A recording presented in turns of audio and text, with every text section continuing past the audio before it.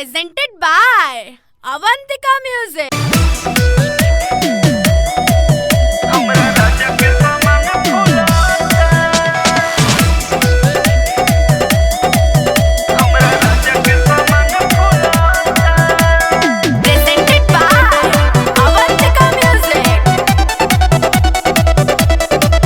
नहीं रतिया के बात भूलता, हमरा राजा के समान फूलता, हमरा राजा के समान फूलता।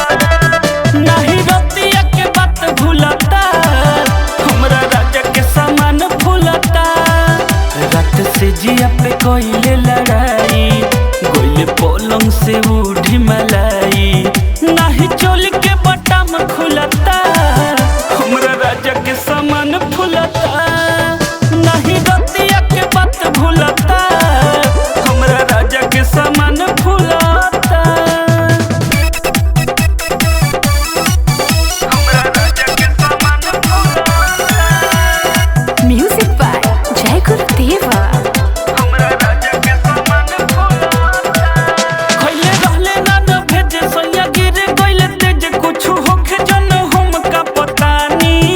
लेके हरदी चुना जहां दर्द दुगुना, वही जगह पे हम छपतानी, वही जगह पे हम छपतानी। खइले रहले ना न भेजे सोया गिर गइले तेज, कुछु होखे जन हम का पता नी। लेके हरदी चुना जहां दर्द दुगुना, वही जगह पे हम छपतानी। सैया समय रहले हो, हमरो के ढहले हो। रतिये से कमर टूटता, हमरा राजा के समान फूलता। नहीं रतिया के बात भूलता, हमरा राजा के समान फूलता। हमरा राजा के समान फूलता। हमरा राजा के समान फूलता। Presented by Avantika Music.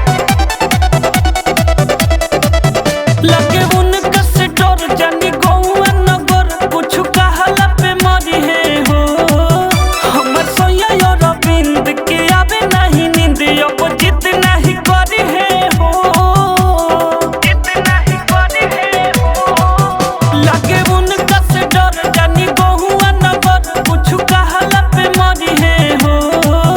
हमर सोया यो रविंद के आवे नहीं नींद, अब जित न करी है हो। दुख भइल पंकज मन, अब छुए न दी है बदन। अब खटिया पर झूलता, हमरा राजा के समान फूलता।